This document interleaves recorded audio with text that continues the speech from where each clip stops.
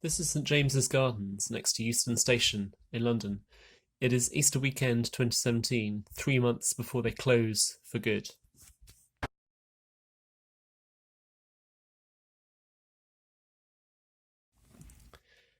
These gardens, and almost all the buildings shown in this film, no longer exist. The gardens were what remained of St James's burial ground, but they're now the site of the new London terminus for the high-speed railway line to Birmingham, which is known to everyone as HS2. Clearing and preparing the site required the largest exhumation in British history. In 2017, the vicar of St Pancras Church, the Reverend Anne Stevens, told the House of Lords High-Speed Rail Bill Select Committee that cutting down the trees marked for removal from St James's Gardens and Euston Square, 221 of them, would hit the kind of people who do not have gardens. She explained it's difficult to exaggerate what living in this area is like in terms of air quality. The traffic, the trains, the bleakness of quite a lot of it. To see every tree targeted is heartbreaking. We would ask HS2 to justify the removal of every single tree.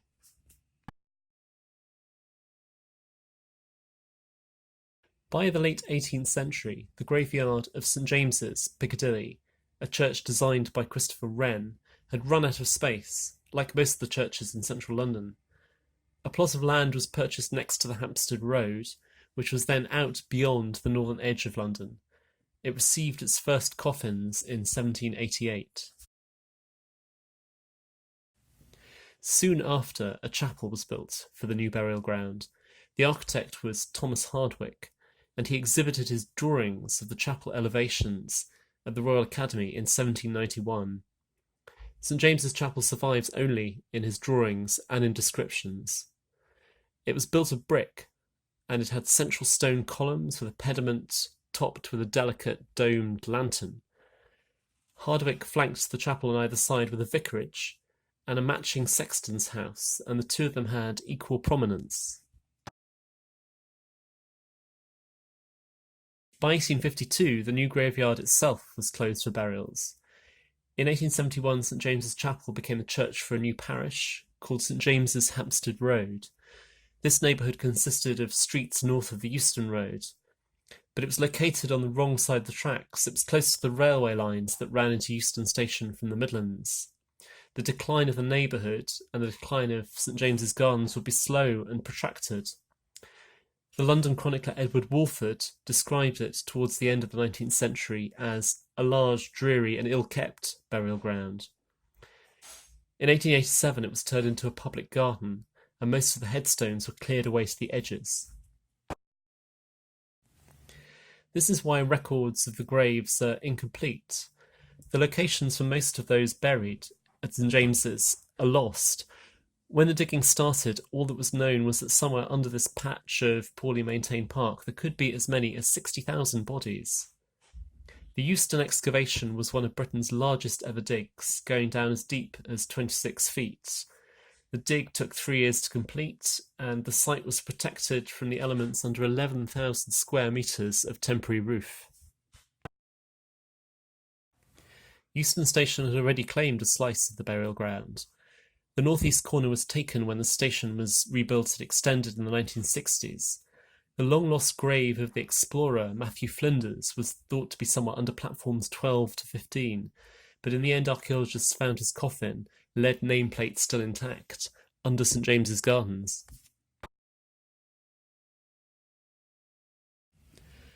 Flinders was a Royal Navy captain from Lincolnshire who went to sea after reading Robinson Crusoe. He sailed around New Holland and New South Wales in the company of an Aboriginal leader, a man called Bungaree. Together they discovered that the land was a continent, and Flinders proposed that it should be called Australia. While his name is famous on the other side of the world, with the Flinders River in Queensland and Flinders Station in Melbourne named after him, it was thought his remains had ended up in a mass grave at St James's. Flinders died aged 40 of kidney disease, barely making it home after spending 6 years in a French prison on Mauritius.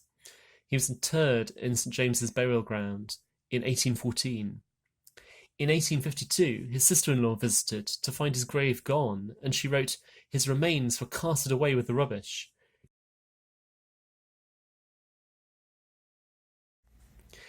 Many other people are known to have been buried in St James's Gardens, but their graves could not be identified.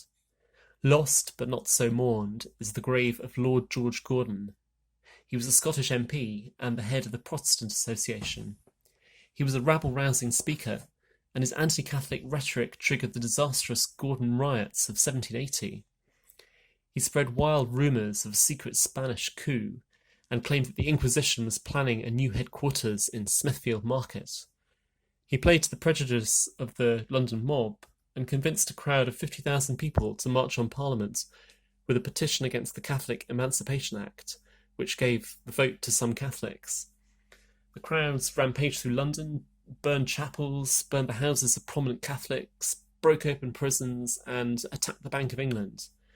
In response, the army shot 285 people dead and wounded 200 more. Later, 160 rioters were executed. After a spell in the Tower of London, Gordon was acquitted of high treason, but his life grew increasingly bizarre. He was excommunicated by the Archbishop of Canterbury. He then converted to Judaism and changed his name to Yisrael, then moved to Birmingham. Then he was convicted of defaming Marie Antoinette and the French ambassador, fled to France, was extradited and imprisoned in Newgate. He died there 5 years later of typhoid. It's not known how or why he came to be buried at St James's.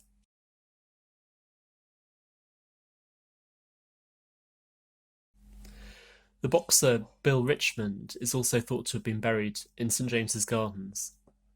A Georgian celebrity, he was a black man born a slave in New York. He came to England as a servant to the Duke of Northumberland and married a white woman in Wakefield, extremely unusual for the time. Locals called him a black devil, but fortunately he was good at protecting himself. Fighting bare-knuckled, he became the champion boxer of his age and famous. He was an usher at the coronation of George IV in 1821, and he spent his last night drinking with Camden boxer Tom Cribb before his death in 1829.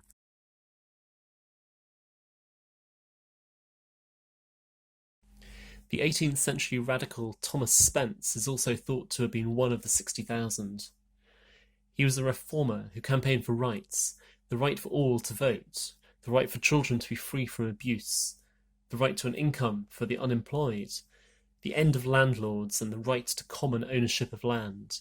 In fact, he's thought to have been the first man to have used the phrase, the rights of man. His pamphlets earned him 7 months in Newgate Prison. The director of the nearby Camden People's Theatre, Brian Logan, staged a show about St James's Gardens, which he called Human Jam. He points out that Thomas Spence has now been robbed of the only land he ever owned, his burial plot.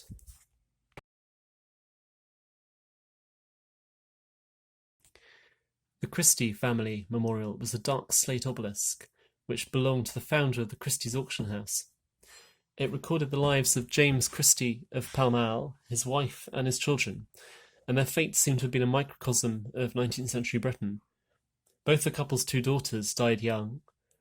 The memorial explains that their son Edward was a midshipman on board HMS Theseus and died in 1801, aged only 19, of fever on board a captured slave ship in Jamaica. Albany Christie, who stayed at home and probably worked in the legal profession, died in 1821, aged 39.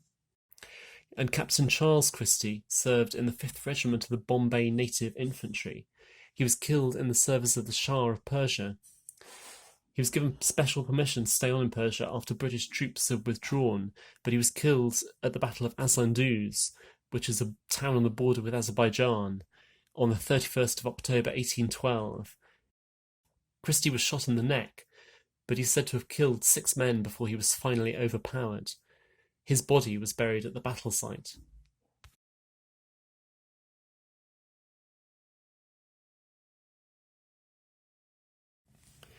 Now the National Temperance Hospital is also gone.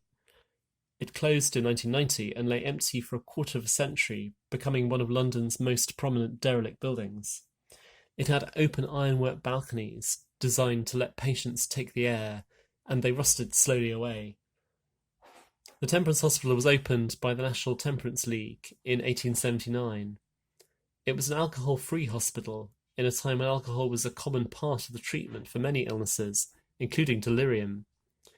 The hospital believed that alcohol-free treatment helped patients recover better, but even so, it reserved the right to prescribe it in what it described as exceptional circumstances.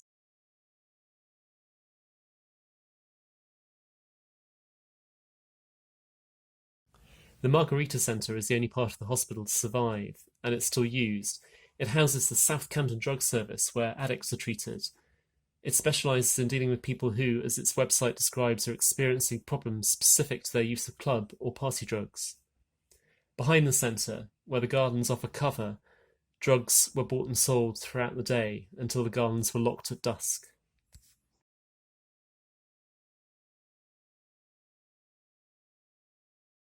In her comments to the House of Lords Committee, Reverend Stevens added that she had a particular concern for the dead in St James's Gardens.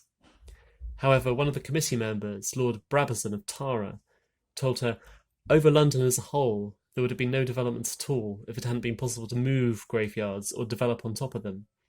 They've been there for years maybe, but when developments take place, they have to go.